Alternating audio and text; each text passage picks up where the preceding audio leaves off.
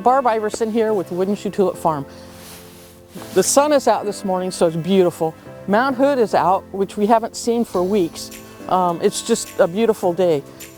If you look at these tulips, one of the interesting things about tulips is if you look down the row, the south side is blooming first. And that's just, it's a little bit warmer on that side of on the hill than the north side. And so you'll see the bloom first on the south side.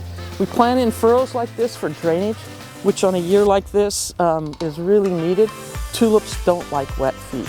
So this helps them survive and thrive. For those that want something a little bit different, we have tours out here. So we have a wine tour.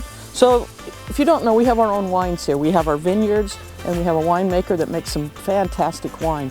But we offer a wine tour where you go around the farm and we talk about the farm and you get to taste the various wines we have.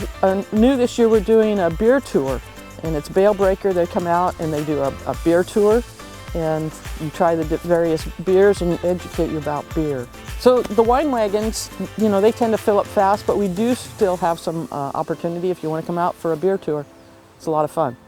If you're coming out for full bloom, we're never completely at full bloom in the field because we have early blooming varieties and late blooming varieties, but we're getting to the point it's worth coming out. So anytime you have the opportunity to come, there's vast amount of colors. There'll be more, but if the weather breaks, come on out. It's worth it.